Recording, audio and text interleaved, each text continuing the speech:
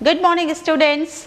तो आज हमारा अगेन वही टॉपिक डिस्कस करेंगे हम, द राइज ऑफ नेशनलिज्म। लेकिन हमारा जो आज का टॉपिक है that is the age of revolutions. और ये क्या है, कौन सा पीरियड यहाँ मेंशन हो रहा है, दैट इज 1830 टू 1848। तो अब यहाँ पे सबसे पहले हम देखेंगे कि जो रेवोल्यूशंस था या जो सोसाइटी में दो ग्रुप थे जिनके बीच में पावर को लेकर रेवोल्यूशन चल रहा था, वो कौन से दो ग्रुप थे। एंड इसके पहले भी हमारी चर्चा हो चुकी थी, कौन कौन से थे, aristocracy and liberals.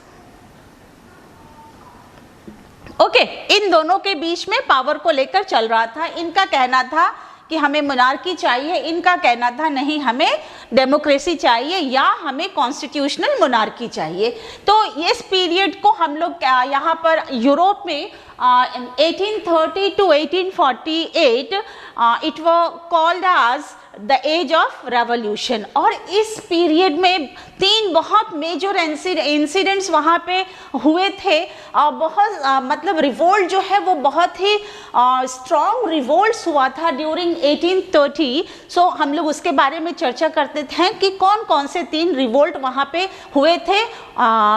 Let us discuss. Okay, so the first one is, again इसके पहले भी हम लोगों ने चर्चा की थी कि जो भी रेवोल्यूशन होता था या जो भी चेंजेस होती थी अगेंस्ट मोनार्कियल सिस्टम, शुरुआत कहाँ से होती थी, फ्रांस से होती थी। तो यहाँ अगेन जो वो रिवोल्ट है, फिर हम अगेन फ्रांस से शुरू करते हैं।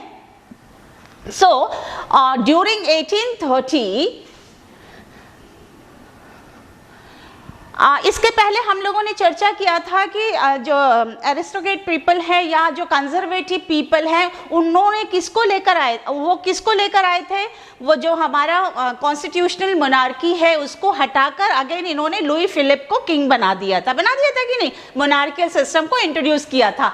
अगेन इन 1830 हमारे जो लिबरल्स हैं इन्होंने फाइट किया, और फाइट करने के बाद जो वहाँ पे मोनार्की था लुई फिलिप, उसको उन्होंने चेंज करके वहाँ पे क्या किया, दे रीसेट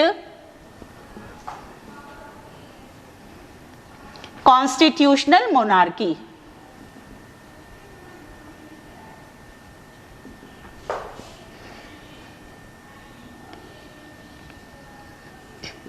ठीक है, कौन से पीरियड में, ड्यूरिंग 1830 दे रीसेट कॉन्स्टिट्यूशनल मोनार्की। और रीसेट कॉन्स्टिट्यूशनल मोनार्की तो उन्होंने क्या किया, उन्होंने लुई फिलिप को जो है निकाल दिया, उनके पोस्ट से या उनके पावर से उनको बर्खास्त कर दिया। देन इसके बाद नेक्स्ट आ जाता है, that is very important, and that is Belgium. ठीक है, अब बेल्जियम में क्या होता है, जो बेल्जियम है इस पे जो है United Kingdom of Netherland, United Kingdom of Netherlands.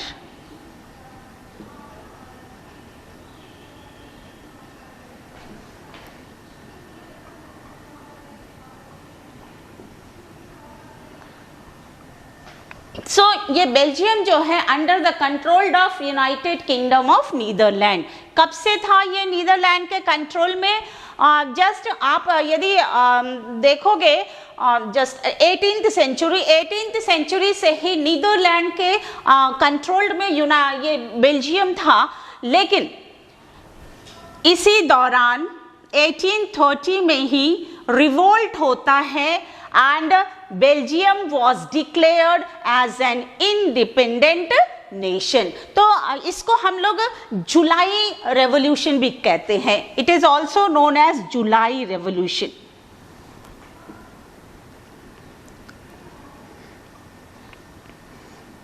इन 1830 जुलाई में ही इनको क्या मिला था, फ्रीडम मिला था। July revolution, Belgium was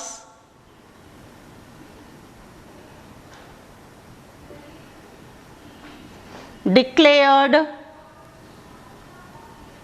independent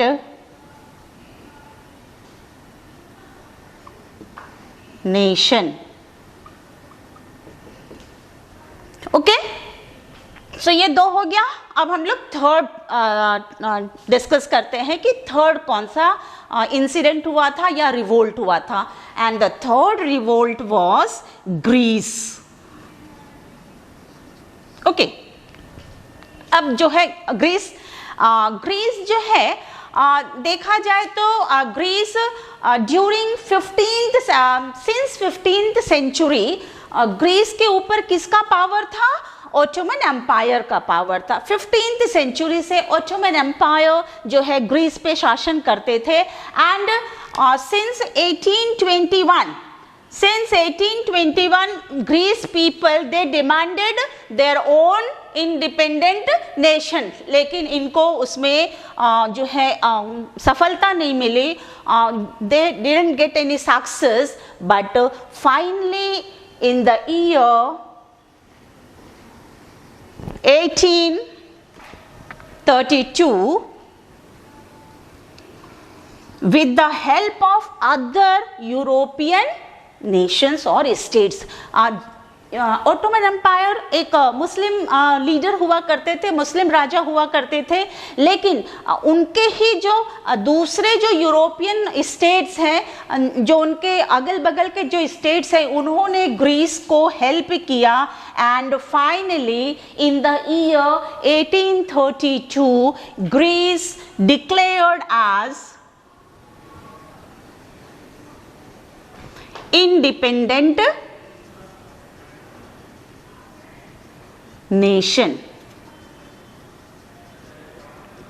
okay, तो ये तीन बहुत मेजर जो है रिवोल्ट थे during 1830 and it's very important. The first one is France, the second one is Belgium and the third one is Greece. France में जो हमारा मोनार्की था उनको उखाड़ के ओवरथ्रोन कर दिया गया था, उखाड़ के फेंक दिया गया था, एंड कॉन्स्टिट्यूशनल मोनार्की जो है वहां पे सेटअप किया गया था। Second Belgium was under the control of United Kingdom of Netherland, but during July 1830 they got independent, they got freedom, and Belgium was declared as an independent nation. Okay, and the last one is Greece. Again, Ottoman Empire was the king of Greece since 15th century, but in 1832 again Greece declared as an independent nation. तो ये आपको याद करना है. Now come to the next topic. Okay students, now come to this topic, the romantic imagination and national feeling. तो यहाँ पे ये what is the term romantic imagination? तो यहाँ पे हम शाहरुख खान की बात नहीं कर रहे हैं, ना उसके फिल्म की बात कर रहे हैं. यहाँ पे रोमांटिक इमेजिनेशन का मतलब है लोगों के अंदर यदि नेशनलिज्म की फीलिंग इनकलकेट करनी है या जगानी है, तो हमको सिर्फ movements and war and revolutions उसका सहारा नहीं लेना होगा. उसके अलावा हमको और भी कई चीज़ों का सहारा लेना होगा. एंड वो क्या है? दैट वो songs, then art, songs, arts, stories, इन सब चीज़ों के थ्रू हमें लोगों के अंदर क्या क्रिएट करनी होगी? नेशनलिज्म की फीलिंग्स को क्रिएट करनी होगी. तो जितने भी हमारे आर्टिस्ट हुआ करते थे उनका ये विश्वास था, उनकी ये धारणा थी कि यदि हम सिर्फ रेवोल्यूशन के थ्रू या हम सिर्फ वॉर के थ्रू मुझे इंडिपेंडेंसी मिल जाएगी, तो इट्स टोटली रॉन्ग. हमें जो है दूसरे भी चीज़ों का सहारा लेना चाहिए. And their artist believed in romantic imagination. उसमें under that romantic imagination songs, arts, stories and other plays बहुत सारी चीज़ें आती हैं. अब उसमें क्या करते थे ये लोग? इन लोगों ने छोटे छोटे स्टोरीज बनाना शुरू किया, लिखना शुरू किया, छोटे छोटे सॉन्ग्स लिखना शुरू किया, देन आर्ट्स बनाना शुरू किया. एंड उस आर्ट्स के थ्रू, उस सॉन्ग्स के थ्रू लोगों के अंदर नेशनलिज्म की जो फीलिंग है उसको क्रिएट या इनकलकेट करने की कोशिश की।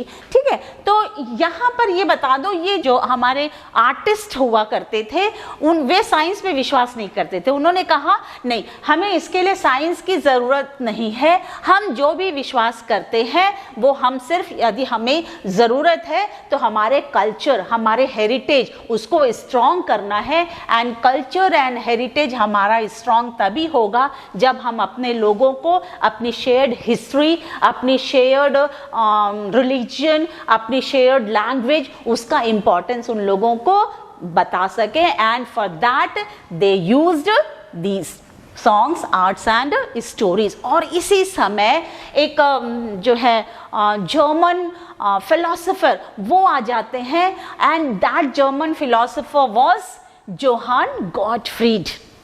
जोहान गॉटफ्रीड जो है, he was a German philosopher, and उन्होंने दो कॉन्सेप्ट दिया था। एंड वो दो कॉन्सेप्ट क्या दिया था? The first one was Das Volk. The first one was Das Volk. Das Volk का मतलब था कि नहीं, the true German culture of the common people, सभी जो जर्मन पीपल हैं उनको यदि कल्चर, उनकी यदि कॉमन कल्चर उन लोगों को बतानी होगी तो that was Das Volk. Das वोक ही ऐसी चीज है जिससे हम उनको कॉमन कल्चर के बारे में बता सकते हैं। And the second one was woke seat. Woke seat का मतलब है, और यही कॉमन कल्चर और यही नेशनलिज्म की फीलिंग किसके थ्रू हमको देनी होगी? उनको through songs, through arts, through stories. ठीक है, तो ये दो चीजें जो है, दो कंसेप्ट जो है हमारे जोहान गॉटफ्रीड ने दिया था लोगों को। And that were, the first one is Das Volk and the second was वोक सी।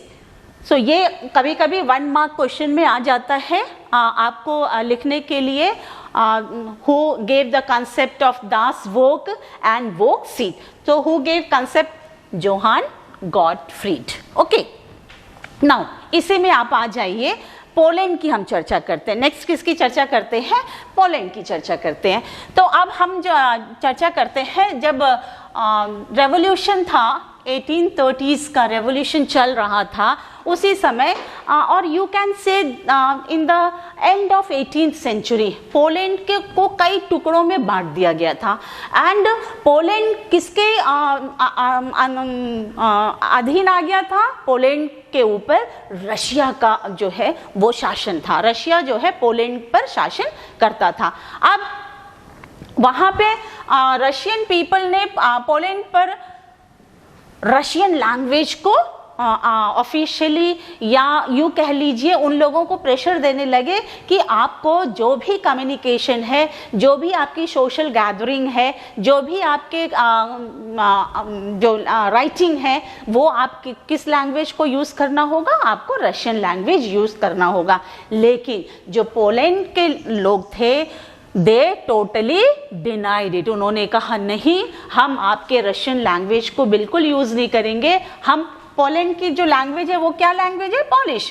ठीक है, तो हम अपनी पॉलिश लैंग्वेज को ही यूज़ करेंगे फॉर एनी कम्युनिकेशन। तो इसके लिए क्या किया उन्होंने?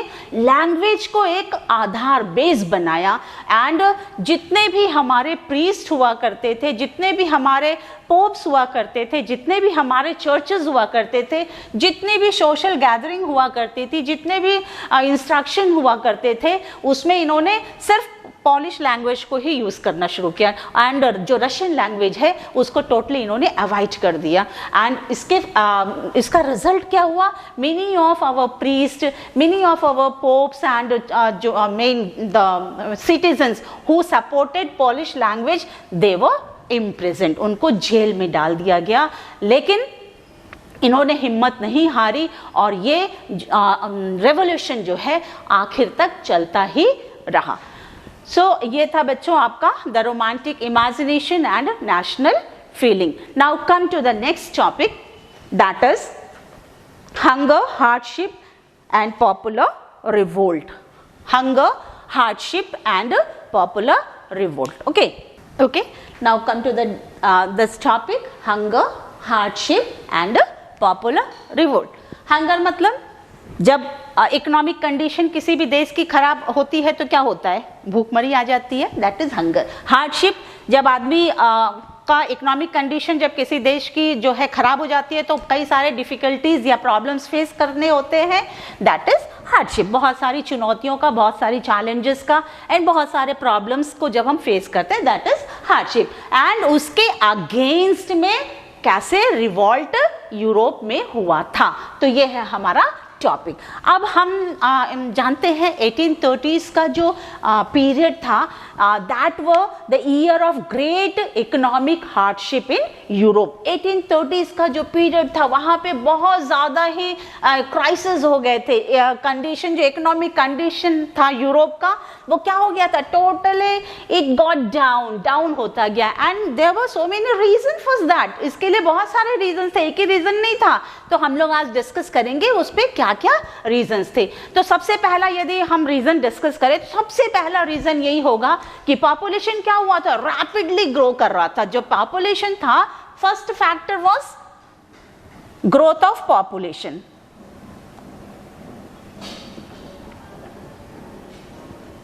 ग्रोथ ऑफ पॉपुलेशन, क्यों growth of population, because medical facilities आ गई थी, देन इंडस्ट्रियलाइजेशन हो गया था, देन जो डेथ रेट है वो कम हो गया था एंड बर्थ रेट ज़्यादा हो गया। तो इसकी वजह से जो है पॉपुलेशन जो है वो ज़्यादा रैपिडली इंक्रीज करने लगा था। एंड इसके बाद जैसे ही पॉपुलेशन इंक्रीज होगा, ग्रोथ जो है ग्रोथ ऑफ पॉपुलेशन होगा, तो डेफिनेटली क्या होगा आपका, एम्प्लॉयमेंट, क्राइसिस ऑफ एम्प्लॉयमेंट होगा कि नहीं होगा। मतलब पॉपुलेशन ज्यादा है and as per the population employment scope was very limited. So next problem आ जाएगा, लैक ऑफ एम्प्लॉयमेंट या लैक ऑफ जॉब्स, है ना। लोग हैं लेकिन उनको नौकरी नहीं मिल रही है। और जब लैक ऑफ जॉब्स होगा तो क्या होगा, जितने भी गांव के जो लोग हैं, विलेज के लोग हैं, दे माइग्रेटेड टू टाउन्स। उन लोग जो है टाउन्स में माइग्रेट होते थे। For which purpose, for to search their job. अपने नौकरी के खोज में वो लोग गांव से शहर आना शुरू करेंगे। तो रिजल्ट क्या हुआ, द रूरल पीपल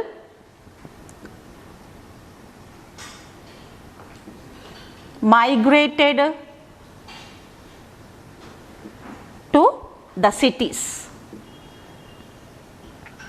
है ना। उन लोग क्या करें, जितने भी गांव के जो लोग थे वो लोग सिटीज में आना शुरू हो गए।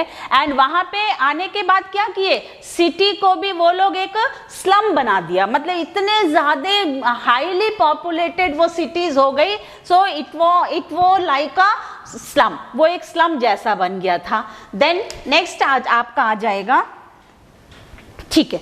अब वहाँ पे हमको ये पता था कि यूरोप कंट्री में, ब्रिटेन में जो इंडस्ट्रियलाइजेशन था वो बहुत ही हाई पे था, हाई चरम सीमा, हाई पीक पे था। लेकिन rest of the European countries, वहाँ पे इंडस्ट्रियलाइजेशन उतना ज़्यादा डेवलप नहीं हुआ था। कहाँ पे सिर्फ हुआ था, ब्रिटेन में हुआ था। तो क्या हुआ था कि जितने भी जो स्मॉल प्रोड्यूसर्स हैं, स्मॉल प्रोड्यूसर्स, उनको क्या करना पड़ता था, फेस्ड, क्या करना पड़ता था, कंपटीशन।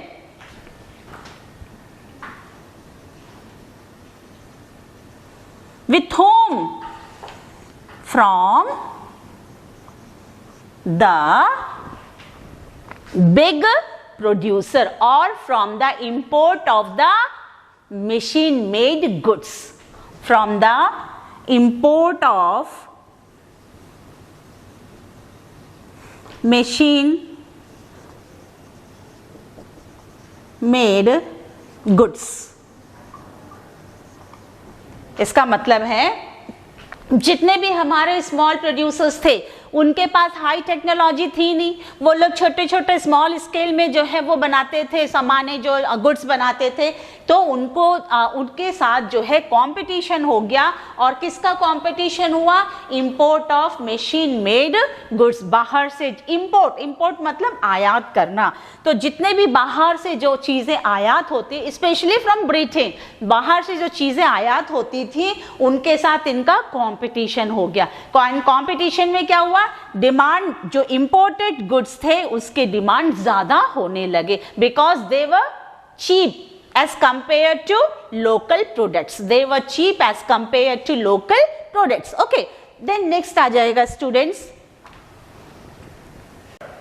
next आ जाएगा students आपका, इसके पहले भी हमने चर्चा की थी, जितने भी एरिस्टोक्रेट पीपल थे they enjoyed their life, isn't it? So उन लोग अपने जिंदगी को तो जीते थे, and they dominate to whom? They dominate the poor people, and the poor people were forced to live as a slave.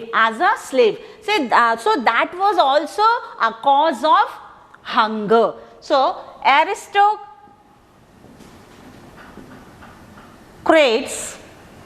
enjoyed their life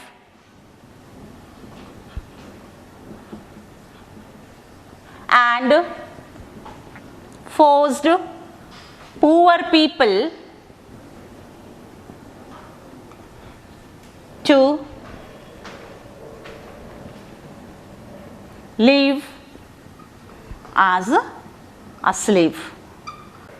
Okay, then और इसके बाद और एक पॉइंट है स्टूडेंट्स, इसके पहले हम लोगों ने चर्चा किया था, जितने भी पीजेंट्स हुआ करते थे दे वर फोर्स्ड टू पे फ्यूडल, है ना?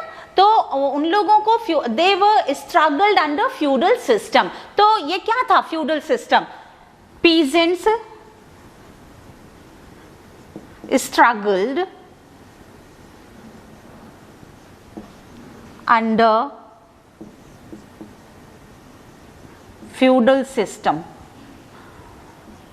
ठीक है? फ्यूडल सिस्टम का मतलब क्या है? What you mean by feudal system? Feudal system का मतलब है दास प्रथा। क्या है? दास प्रथा मतलब स्लेव।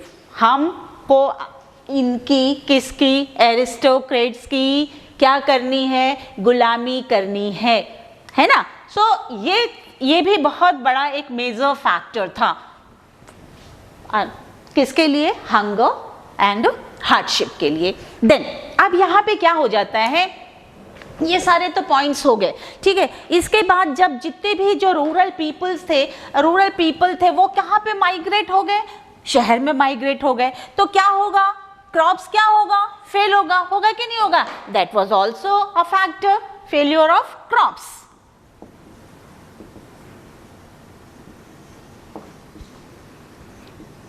होगा कि नहीं होगा? जितने भी पुअर पीपल थे या जो रूरल पीपल थे they went to cities in search of job, so crop भी फेल हो गया। सो ये सारे बहुत सारे फैक्टर्स थे for hunger and hardship in Europe during 1830s, ठीक है? अभी इसी in the meantime France के पेरिस में और एक घटना घटती है, इंसिडेंट होती है। वो क्या घटना घटती है? लोग जो है shortage of food, then unemployment, इससे बहुत सारे ज़्यादा ही लोग परेशान थे। और आपस में क्या वहाँ पर जो है लोग जो है एजिटेशन करने लगे इसके अगेंस्ट में, लोग आपस में इनका आंदोलन शुरू हो गया। And in the mean time क्या होता है, पेरिस में जो है बैरिकेड, जितने भी हमारे लिबरल्स होते हैं, जो आंदोलन कौन करता है, रेवोल्यूशन कौन कर रहा है? ओनली मिडिल क्लास पीपल मतलब जितने भी हमारे जो बिजनेसमैन हैं, तो उनका वो एंड जितने भी एजुकेटेड लोग हैं उनका ही आंदोलन चल रहा है विद सपोर्ट फ्रॉम पीजेंट्स, ठीक है? जो पुअर पीपल है against aristocrats and monarchial system. तो इन लोगों ने क्या किया, पूरा बैरिकेड लगा दिया पेरिस में। और बैरिकेड लगाने का जो है मेन कारण क्या था, अपने जो अवरोध हैं वो अपना विरोध दिखाना शुरू कर दिए। नहीं, हम ये अनएम्प्लॉयमेंट और ये जो हमारा हार्डशिप है, हंगर है, हम इसको बिल्कुल बर्दाश्त नहीं कर सकते हैं एंड आप इसको किसी भी तरह प्रॉब्लम को सॉल्व कीजिए। और इसका क्या हुआ था रिजल्ट, जो वहाँ के राजा हुए थे उस समय लुई फिलिप्स, वो हाइड हो गए, वो छुप गए, उनको छुपाया गया ताकि वो जो सिटीजन है वो उनको मार न डालें। एंड इसी बीच नेशनल असेंबली, हमने इसके पहले चर्चा की थी कि नेशनल असेंबली का जो है वो फॉर्म किया गया था, है ना। नेशनल असेंबली ने डिक्लेयर कर दिया कि नहीं, अब हमारा जो है वो फ्रांस क्या बन गया है, एक रिपब्लिक बन गया है। नेशनल असेंबली ने जैसे ही डिक्लेयर किया कि हमारा फ्रांस एक रिपब्लिक बन गया है और आप लोग आइए, जितने भी मेल होंगे 21 years, they were eligible for vote, उन लोग जो है वोट देने के लिए एलिजिबल होंगे, उनको वोट देने का अधिकार होगा एंड उनको नौकरी भी दी जाएगी। एंड उनको ये अनाउंसमेंट किया, किसने किया? नेशनल असेंबली ने किया। कहाँ का? फ्रांस का। And it was a big decision from national assembly. तो वहां पे क्या हुआ, इन लोगों ने, नेशनल असेंबली ने डिक्लेयर किया कि आपको जॉब भी दी जाएगी एंड आपको वोट डालने का अधिकार भी होगा। And these were the points of hunger, hardship and popular revolt students। ठीक है, ये आपका इतने सारे पॉइंट्स हैं और ये इसमें क्वेश्चंस भी आता है 3 मार्क्स के एंड 5 मार्क्स क्वेश्चंस आते हैं and these are some points, so you have to write these points under this topic, hunger, hardship and popular revolt. Okay students, now come to the last topic, that is 1848, the revolution of the liberals। इसके पहले भी हम लोगों ने discuss किया था कि जो यूरोप में रेवोल्यूशन कौन कर रहा था? लिबरल्स कर रहे थे, मिडिल क्लास पीपल कर रहे थे कि नहीं, एजुकेटेड पीपल कर रहे थे, ऑल बिजनेसमैन कर रहे थे।